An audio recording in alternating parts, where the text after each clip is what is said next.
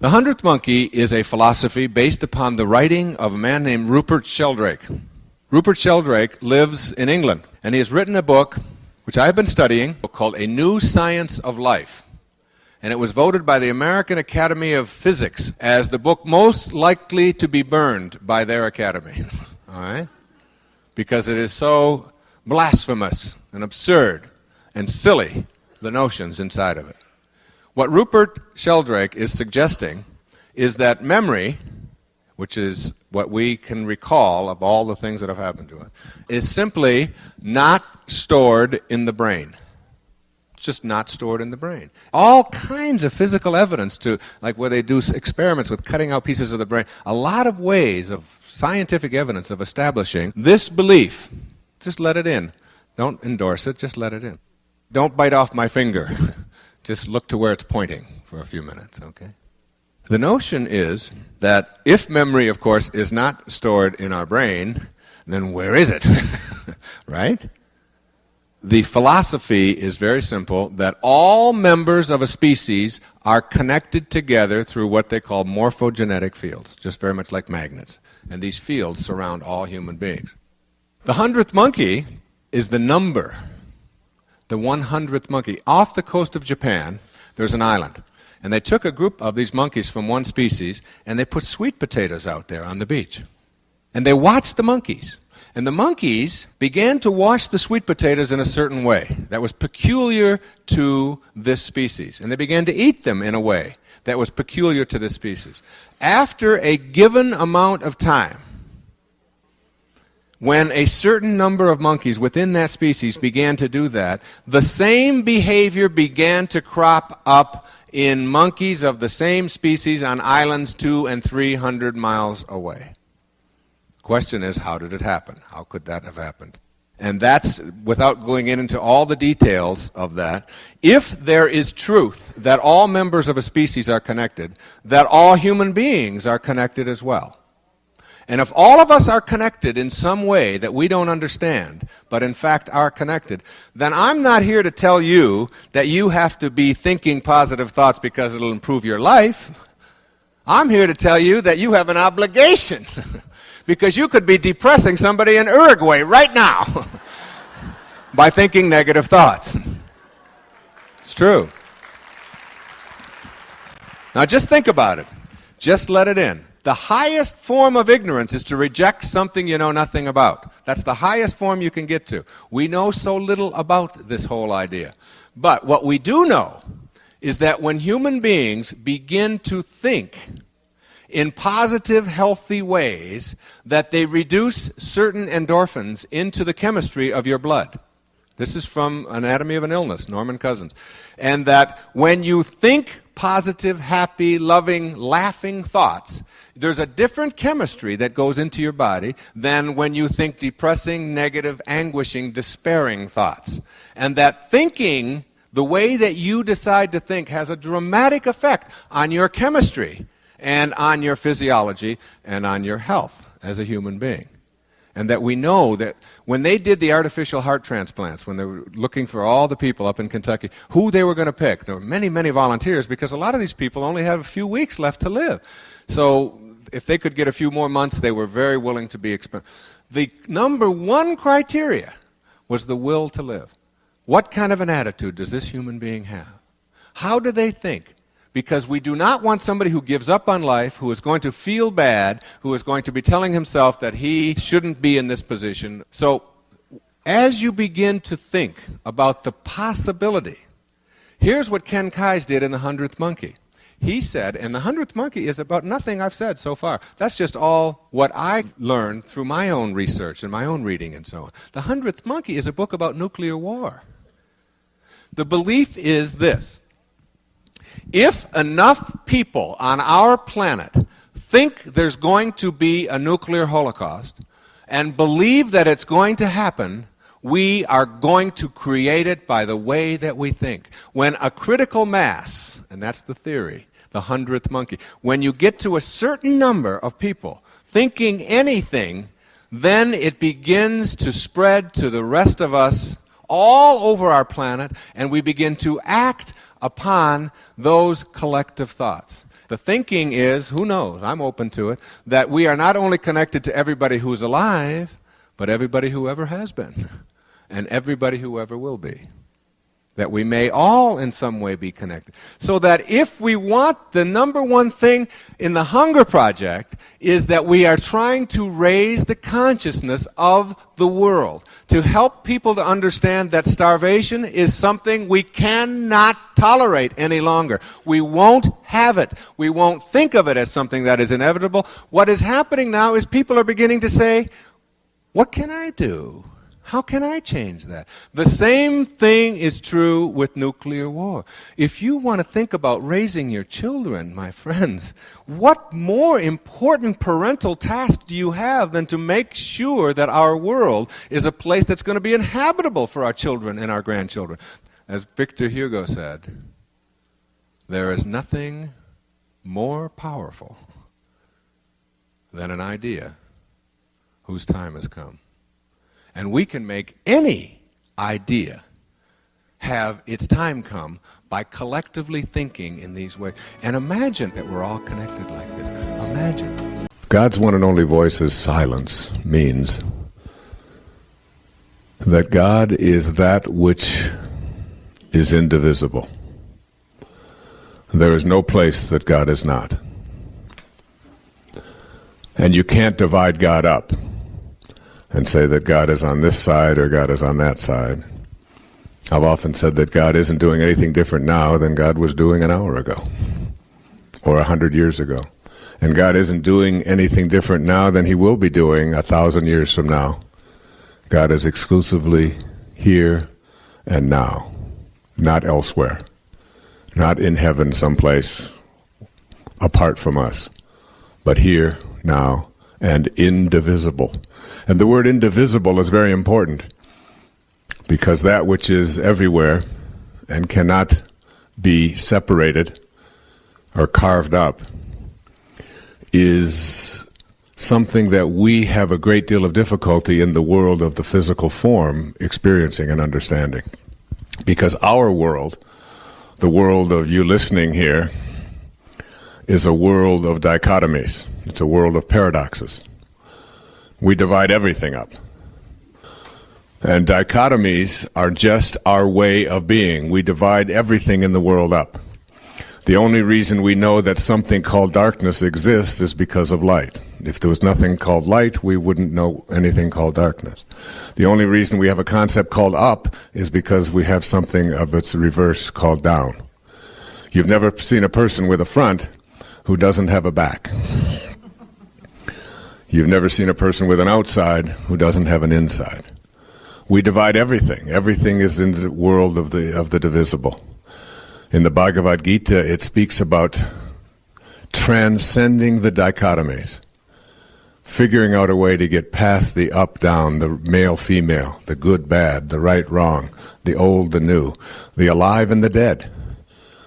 Everything has its dichotomy. You can always find its opposites. In fact, that's how the symbolism of language is created, through having opposites. We don't know about oneness in the physical world. Everything has its counterpart, its dichotomy, except for silence.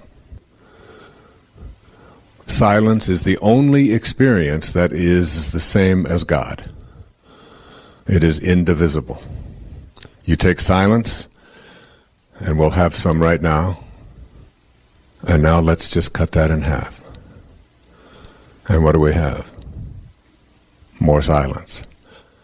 Let's take what we've cut in half and cut it in half again and again.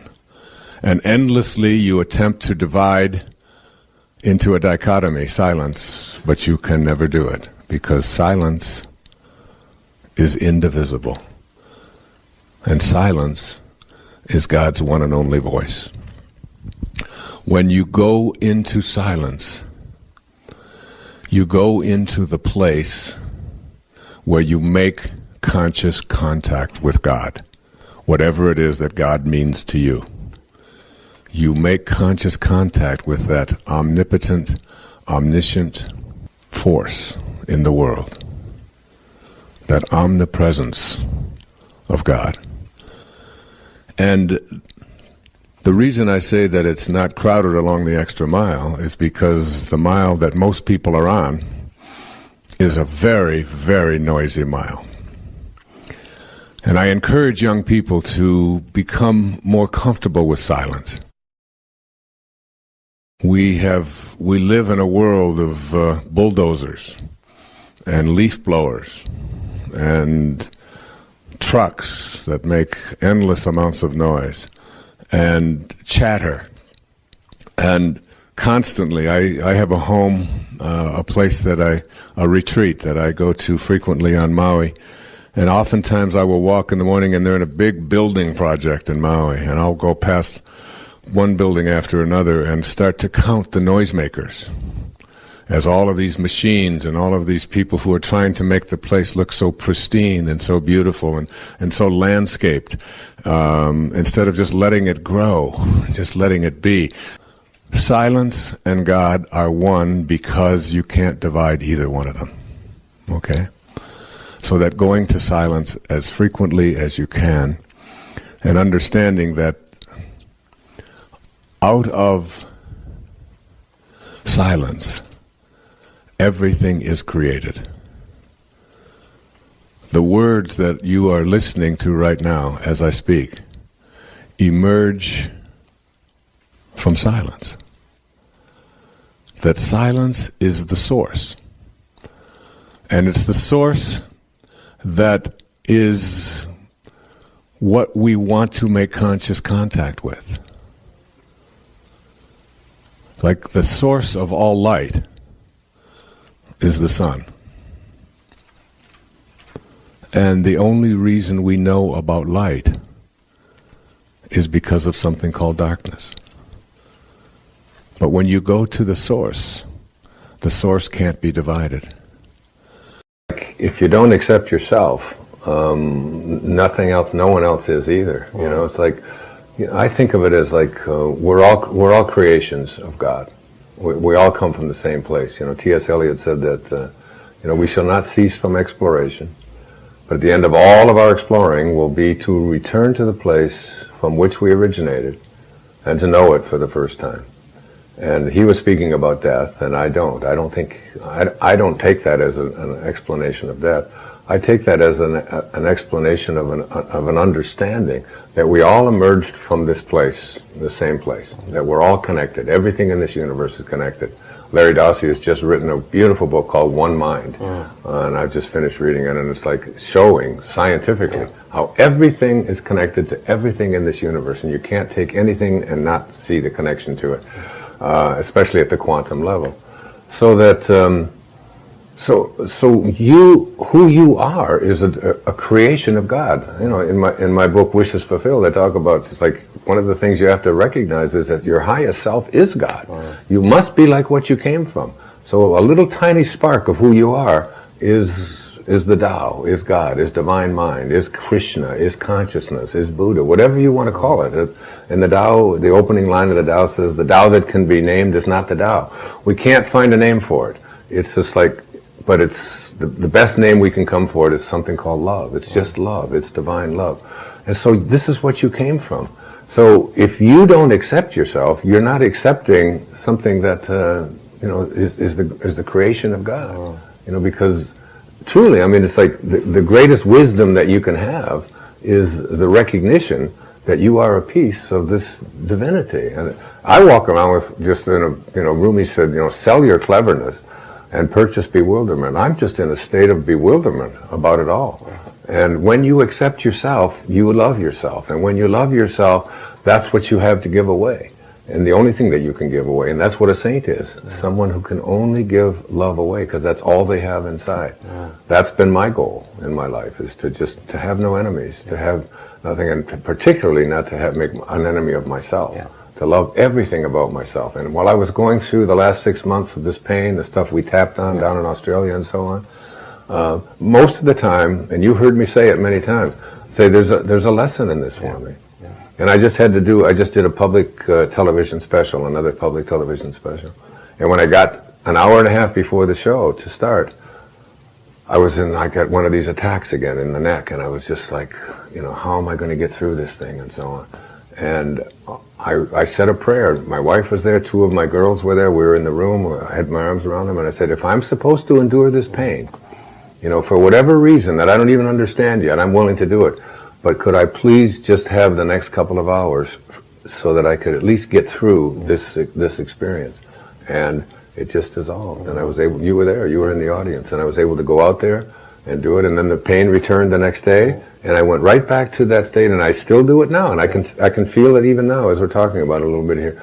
And instead of cursing it, instead of being angry at it, I accept it as my dharma. This is, and whatever it is that I have to learn from it, generally speaking, every difficulty I've had in my life, getting divorced, literally being someone who is addicted to substances, including alcohol, letting go of, those kinds of beliefs that those are terrible things that I should be ashamed of. They've been amongst my greatest teachers. And this pain is just another one of those things. And generally speaking, I now can go out and help people who live in chronic pain. Yeah. And you do a lot of this with your tapping. I've seen you do it on stage, with people. When we were out in Australia, that one woman, what was it? She couldn't even... Well, there's one lady with a frozen shoulder who couldn't move her arm. Hadn't been able to move her arm in years. In 20 minutes, she got it up like that. Yeah. So it's like... And that comes from just accepting yourself and actually instead of cursing the pain, because when you curse the pain and get angry at it, you get angry. Every cell of your being goes through that same anger. And what you want to do is just get to that peaceful place within yourself where you say, when you trust in yourself, you're really trusting in the wisdom that created you, and the wisdom that created you is infinite and it's formless. And so your thoughts are in that same category. Have thoughts that are aligned with that divine presence. Yeah. You'll see it going away. Yeah. Second verse of the Tao Te Ching. Quote, under heaven all can see beauty as beauty only because there is ugliness. All can know good as good only because there is evil. Being and non-being produce each other. The difficult is born in the easy. Long is defined by short, the high by the low. Before and after go along with each other. So the sage lives openly with apparent duality and paradoxical unity.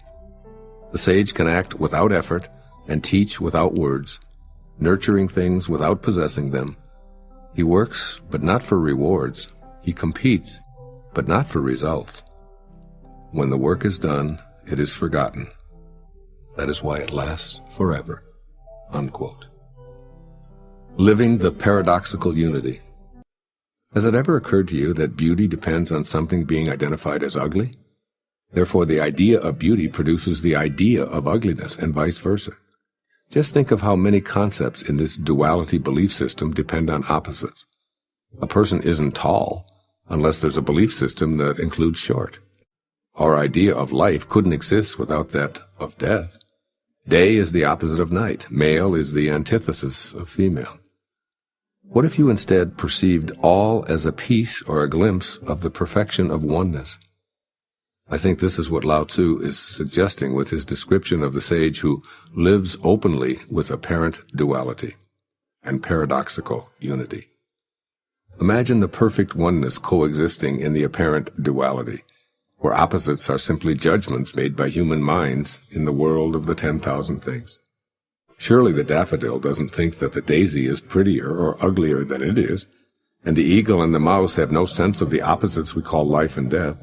The trees, flowers, and animals know not of ugliness or beauty. They simply are, in harmony with the eternal Tao, devoid of all judgment. As the sage lives openly with apparent duality, he synthesizes the origin with the manifestation, without forming an opinion about it. Living without judgment and in perfect oneness is what Lao Tzu invites his readers to do. He invites our wisdom to combine perceived opposites and live a unified life. The perfection of the Tao is allowing apparent duality while seeing the unity that is reality. Life and death are identical. Virtue and sin are judgments needing both to identify either. These are the paradoxes of a unified life. This is living within the eternal Tao. Once the dichotomies or pairs of opposites are transcended, or at least seen for what they are, they flow in and out of life like the tides. Practice being a living, breathing paradox every moment of your life. The body has physical boundaries, it begins and ends, and has material substance. Yet it also contains something that defies boundaries, has no substance, and is infinite and formless. You are both the Tao and the 10,000 things simultaneously. Let the contrasting and opposite ideas be within you at the same time. Allow yourself to hold those opposite thoughts without them canceling each other out. Believe strongly in your free will and ability to influence your surroundings, and simultaneously surrender to the energy within you. Know that good and evil are two aspects of a union. In other words, accept the duality of the material world while still remaining in constant contact with the oneness of the eternal Tao. The debilitating necessity to be right and make others wrong will soon diminish. I believe that Lao Tzu would apply the Tao Te Ching to today's world by suggesting the following. First, live a unified life. Enter the world of oneness with an awareness of the propensity to compartmentalize everything as good or bad, right or wrong, beautiful or ugly, are standards of the physical world, not the Tao. Contemplate the insight that duality is a mind game. In other words, people look the way they look, period. Criticism is not always necessary or helpful. See the unfolding of the Tao inside everyone, including yourself, and be at peace with what you observe. Be a good animal and move freely, unencumbered with thoughts about where you should be and how you should be acting. For instance, imagine yourself as an otter, just living your otterness. You're not good or bad, beautiful or ugly, a hard worker or a slacker. You're simply an otter, moving through the water or on the land freely, peacefully, playing and without judgment. When it's time to leave your body, you do so, reclaiming your place in the pure mystery of oneness. This is what Lao Tzu means when he says, when the work is done, it is forgotten. That is why it lasts forever. In other words, you don't have to leave your body to experience forever. It's possible to know your eternal self even in the embodied condition. When duality and judgment crop up, allow them to be a part of the perfect unity. When other people create dichotomies, you can always know oneness by practicing the Tao. Also, accomplish much by trying less. Effort is one piece of the whole. Another piece is non-effort. Fuse these dichotomies, and the result is effortless action without attachment to outcome. This is precisely how you dance with someone. You make an attempt, assume a position, listen to the music, and let go all at the same time, allowing yourself to easily move with your partner. Combine the so-called opposites into the oneness of being without judgment or fear. Labeling action as a fine effort implies a belief that trying hard is better than not trying. But trying itself only exists because of beliefs about not trying. Attempting to pick up a piece of trash is really just not picking up the trash. Once you've picked it up, then trying and not trying are irrelevant. Understand that you can act without the implied judgment of words such as effort and trying. You can compete without being forced to focus on outcome. Eliminating opposites paradoxically unifies them so that it is unnecessary to identify with one position. I imagine that in today's language, Lao Tzu would sum up this second verse of the Tao Te Ching in these two simple words. Just be. Do the Tao now. The purpose of dancing at a dance floor is not to get to someplace else on the dance floor. Your purpose isn't to end up over here. Like, this is where we're going to end up. So all of this other stuff is irrelevant. Our purpose is to get here. We don't do that. When we dance, we enjoy every single step of the dance, all of the music. And wherever we end up is where we end up. It's just like enjoying a concert. I mean, the purpose of enjoying the concert isn't to get to the end. If that was the case, then the people who conducted the fastest would be the best. And people who wrote only finales would be considered geniuses. Dun, dun, dun, dun. Oh, that was fantastic. You see? It's like peeling a banana. You know, the purpose isn't to get to the other end. It's to enjoy every bite. And the same with life. If we, self-actualizing, fully functioning, highly spiritual people, The great teachers are people who didn't do what they did because they were going to make money off of it, because they were going to be approved of, because it was going to be enduring. They did it because it was what their heart told them they had to do. They have no investment in power or control over others.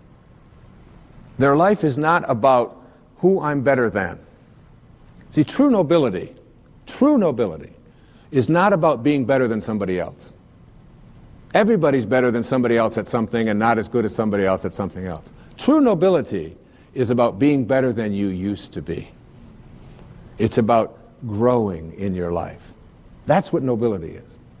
And highly functioning people they're not looking into other people's lives. The last line of Candide, Voltaire's great novel, this whole story of this wanderer, Candide, this great teacher and sort of comic person.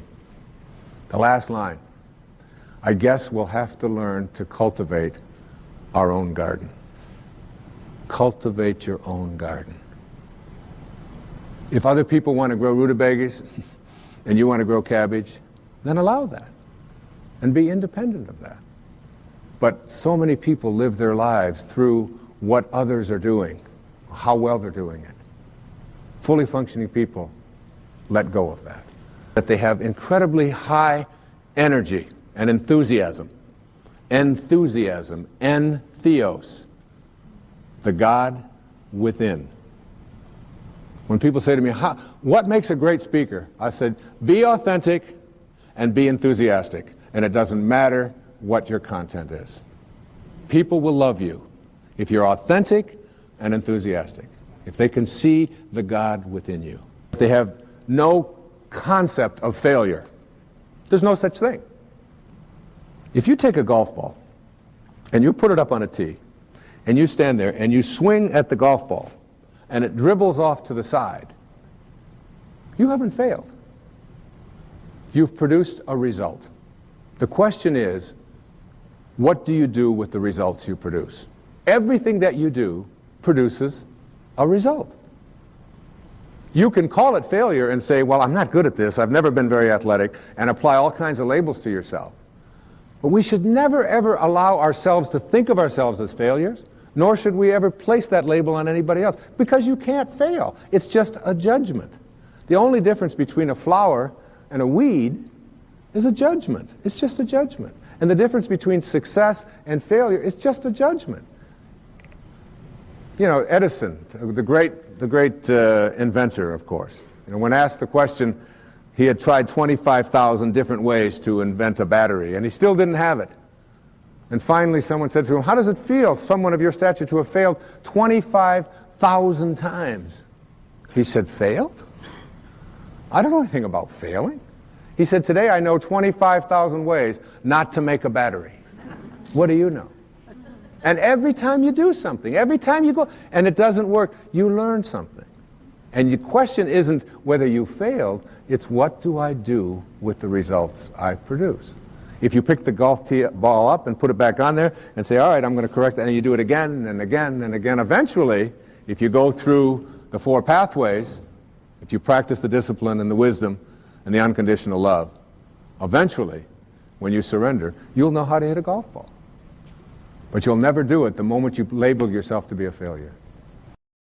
Here are some rules for a healthy imagination. Rule number 1. Never place into your imagination any thought that you would not want to materialize. Rule number 2. Rule number 2 is of equal importance. Never allow your imagination to be contaminated by ideas about how your life used to be. You need faith in your power to make the non-existent your reality. Just because you haven't experienced the magic of the non-existent appearing in your daily life is no reason to poison your imagination with the thoughts that got you where you are now or have been for most of your life. I can't help it, I've always been that way are statements indicating how you used your imagination in the past. Now you must be willing to change your concept of yourself, and you cannot do that by hanging on to those old ideas that once were your truths. those truths have kept you from achieving the complete fulfillment of your dreams.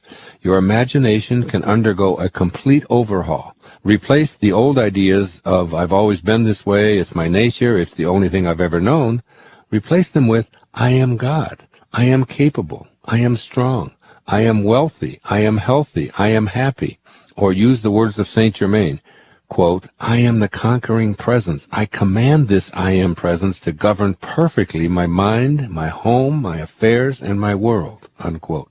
Use your imagination for the fulfillment of your God-realized and God-aligned wishes. Expand your imagination beyond the concept of yourself that limits you to ordinary consciousness.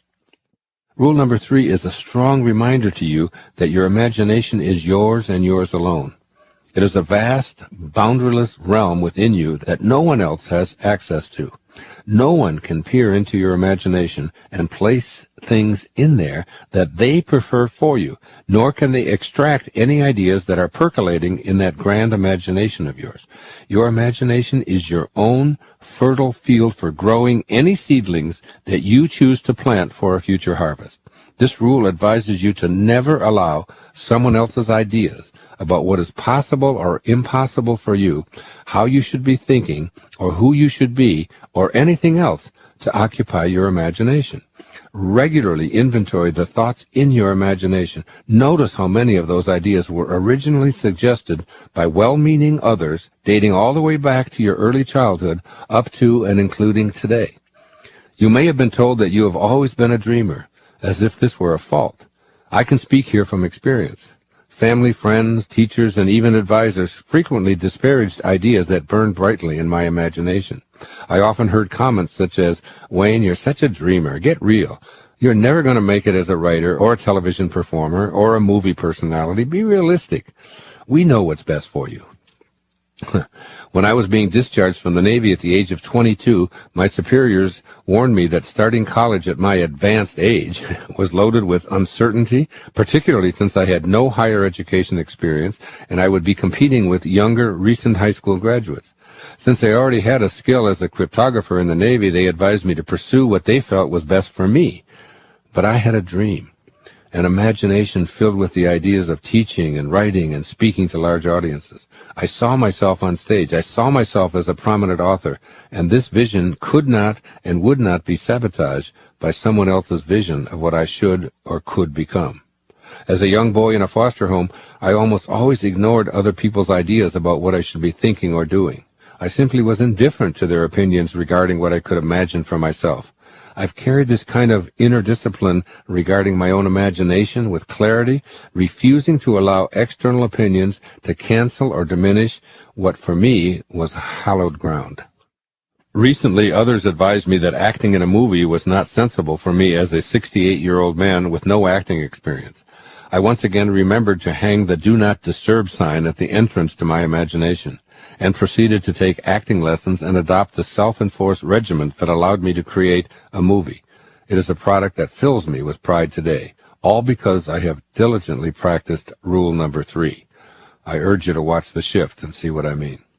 Never, and I mean never, allow anyone else's ideas of who you can or can't become to sully your dream or pollute your imagination. This is your territory. And a keep out sign is a great thing to erect at all entrances to your imagination. Generally speaking, the viewpoints of other people regarding how you should occupy your imagination involve their own self-interest. Frequently, the inclination to meddle in your imagination is a way to get something for themselves by persuading you of the folly of your dreams. Enlist only those, including yourself, who are primarily interested in what you see or hear in your imagination about your life. Rule number 4. Rule number 4 may surprise you. It concerns what you don't want to let monopolize your imagination. Do not let your imagination be restricted to the current conditions of your life, or what I call being obsessed with what is.